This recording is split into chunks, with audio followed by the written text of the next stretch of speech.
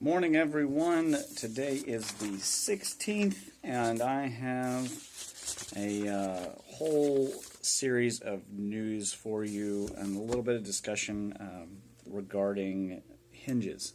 So let's go through it because it's quite a few things. First of all, my paper on the origins of religions is nearly complete. It is in the editing phase, and also there is an entire set of footnote citations and inline citations throughout the paper. It's a totally, you need the PDF. I mean, the paper version isn't going to do it justice. However, we're making Appendix A is a bibliography. Appendix B is totally done, though, with all the symbols and the comparisons of the different electrics. So this is all based on my extended plasma electromagnetic cosmology. So this is taking the electric universe and combining it with all the other research I've been doing, including, by the way, I took a hard look at the ancient alien architect hypothesis, and I found some things that made sense and some things that clearly did not add up, and I have included what is possible to include. The reason I do not include aliens themselves into the giants are mentioned very briefly in my paper, just a single word, giants. Most of the giants I refer to are, of course, the titans and zodiacs and plasma shapes in the sky.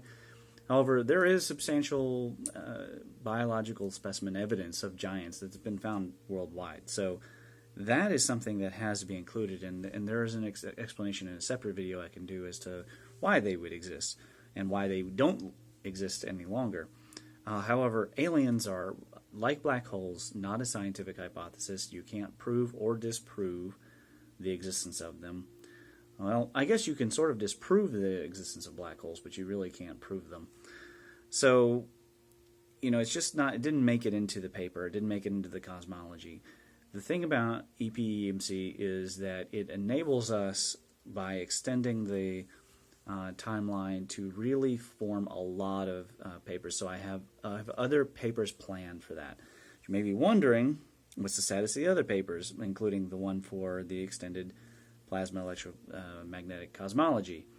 Well, that one, the only reason I haven't released it onto academia.edu to replace my scalar magnetic waves and chi paper is that I intend to put so many citations. This one was a lot. I wrote this whole paper in about a week, and it had, I'd say, 200, almost 200 citations.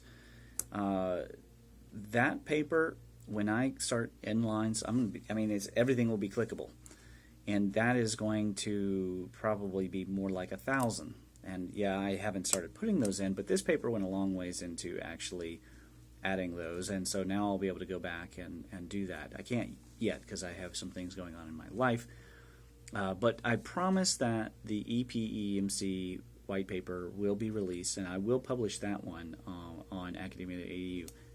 On the origins of religions may not actually go on to academia.edu. It depends on how I feel after I see the reaction, the general public reaction to EPEMC. So it has been a long time coming. I have been doing this research for 2 years. I've had some great successes. If you guys remember, I had an idea for a Giza stone mover, a Bronze Age stone mover. I'm not saying that that's how they did it, but I proved that it can be done. And I have yet to do the experiment, but I'm going to once I have my lab set up. That is the second half of this year, is setting up that lab. The electrical experiment phase 3 is yet to commence. I am going to commence it this May. I am still deciding on how to design that because if you remember, phase 1 was, are electric fields implicated with Qi? Found out they are implicated with, mostly correlated with Bing Qi, but sometimes there were reverse cases, in which case the electric field went up rather than down. Could be the fault of acupuncture. It could be just we don't understand things yet. But the second phase was to see if there was cross-correlating effects with the environment, including lunar phases and what we see in the electric phase measurement, and that was proved. So, and phase 2 also confirmed the results of phase 1, that acupuncture reduced the electric field that was emanating from the person's body. So phase 3 has to do something along the lines of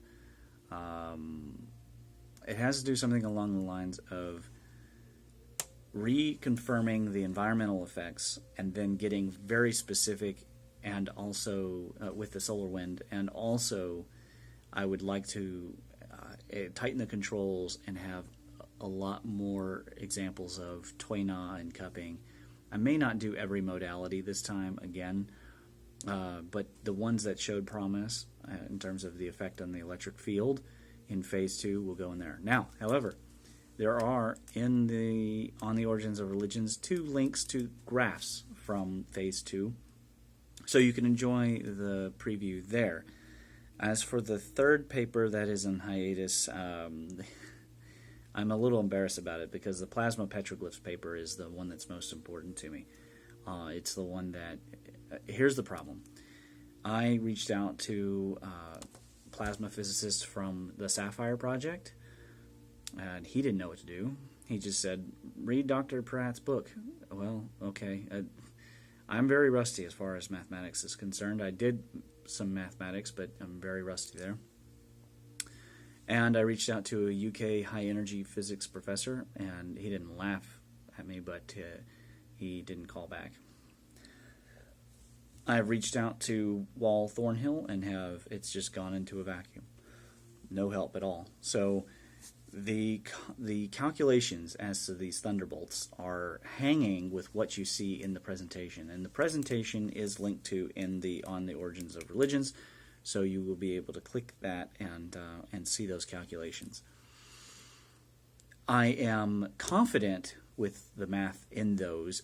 What I agree with Michael Claridge, though, that you may not be able to use those equations in this case, and here's why.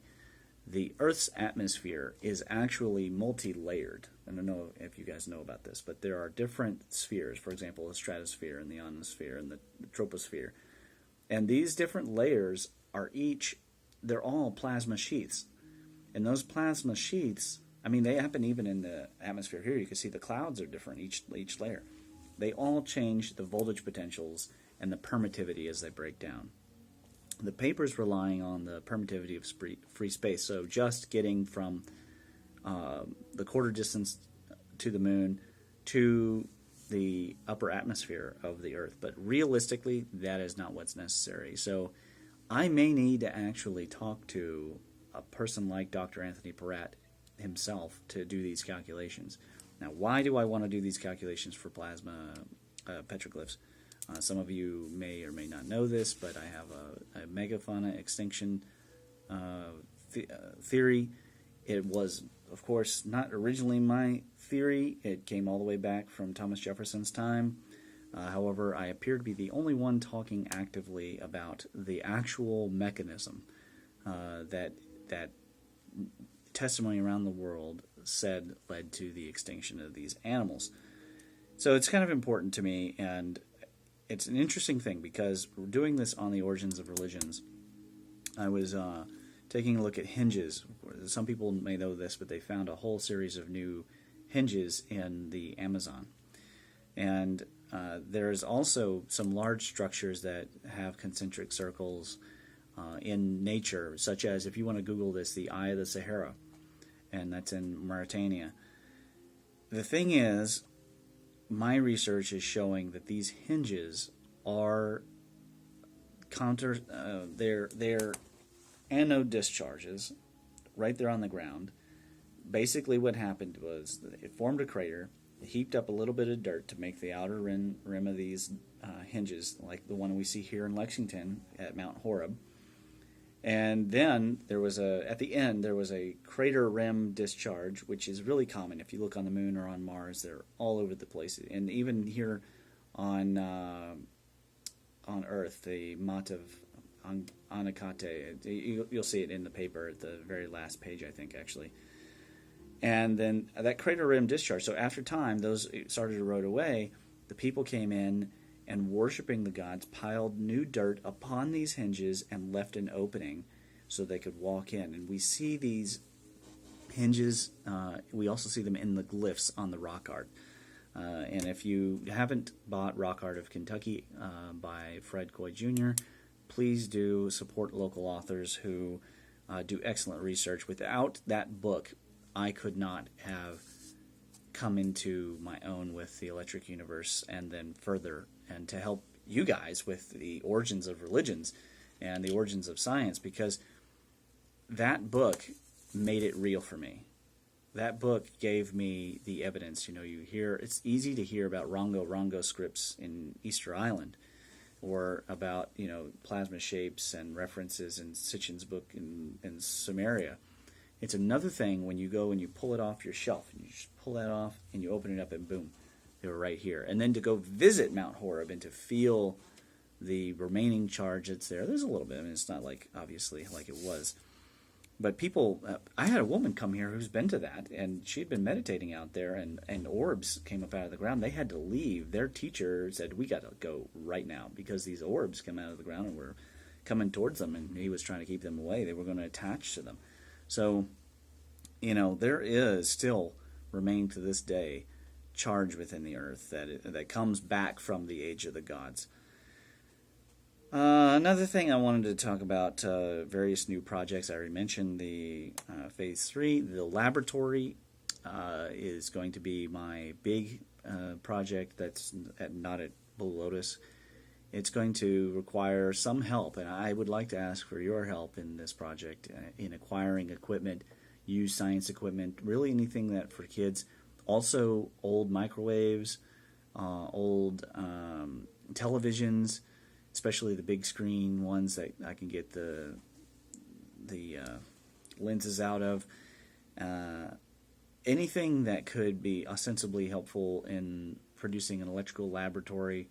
I want you to hold on to that stuff, and then I will be moved in pretty soon. I do need to acquire workbenches and an engineering drafting desk. So if anybody has some sources or anything, please reach out to me at ramon@bluelotushealth.com, or give me a call on my cell. Post below if you don't have any of that contact information, and I will and how to get a hold of you. I definitely am going to need a lot of things for this lab. Some other new projects. The Hidden Kentucky website is one of my goals. It was, of course, it was a goal for last year, but the thing is that the project got extended, so I still have another 200 to 300 locations to go to, but they're slowing down. I'm definitely going to start working towards formatting a book, using InDesign, and putting everything into a format. But I also need to create brochures for this thing. So the Hidden Kentucky is going to start ramping up in a different way, although I am doing a lot of traveling, obviously. I just Saturday I went to Ravens Run. I didn't actually go anywhere super exciting. Was that Saturday? I think it was Friday. It was Friday because Saturday was all the rain. So Friday just went and hiked there, but I'm going to be getting out into more of these locations and trying to get that book done. Other projects. That's enough for now. That's a lot going on. Next Monday's show on Catherine's channel, Facebook Live, it's going to be more of the science. So we're going to be doing myth versus evidence. We're going to be talking about electricity, plate tectonics, Mars, and weather. More plate tectonics, but this time on Earth. We're going to be talking about microlensing, cold dark matter, and the liquid metallic hydrogen. That's the big thing, the liquid metallic hydrogen of the sun. And we'll see if we get into much about the electric meteorology. Oh yeah, I have a couple of other announcements. The emails for the Earthkeeper conference are going out. There are going to be better speakers this time than the one I went to last year, so I don't know if you remember my feelings about the one last year. I'm not probably going to go to this one because I'm already committed in October to going to the Ancient American Conference in Michigan. And if you'd like to go on to the akha.us and make a deposit and everything. And I'd love to meet you and see you there. And I think it'll be fun. I've never been to the Ancient American Conference. The Earthkeeper Conference, it's quality. It's just I'm not going to go 2 years in a row, but I have to tell you, the speakers are probably going to be a little bit better this year because they're going to have Robert Schoch as well. I don't think that there is going to be an EU conference this year. However, there keep being rumors that there's going to be something happening in Europe. So when I know, I'll try and let you guys know. Of course, my intention is, because I couldn't make it this year, my intention is next year to make it to Observing the Frontier. I have a lot of CEUs to do this fall, so I doubt I would be able to make it anyways because I've already got the Ancient American, and I've got to go to Symposium and probably in San Diego, and Arwen was talking about going to a cadaver lab in New York City. So a whole lot of things going on. Guys, it is a good time to move the chi. It is a good time to reset the chi, though, to lay back, meditate, and circulate and get some of this counterflow chi. Of course, this is just, a little counterflow chi compared to what was before. If it's stopping you or if it's getting you sick, concentrate harder. Really meditate and move it through. You can get it. You can get it all out. I mean, if I can circulate and move it through and find the energy to write the paper and keep going, then I promise you will be able to do it as well. If you're struggling, let me know. I will try and help you out. It won't hurt you to have some green tea or lemongrass or ginger tea, anything to help you get a little bit of boost of energy. But it is a good time to move your chi to set the rest of the year up.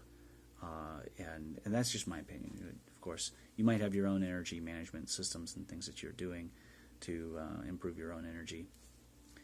As always, I hope that you have a good week, and I look forward to talking to you later. Have a good one. Oh, like, share, subscribe, please. Please let people know about what's going on and what the word is, what's going up here on my channel, and all the research that's going in, and all the growing that we're doing together. It would really mean a lot to me to see some new faces around and to be able to share all this research and lovely metaphysics and things that we discuss with other people. That would be great. I'll see you later on another video.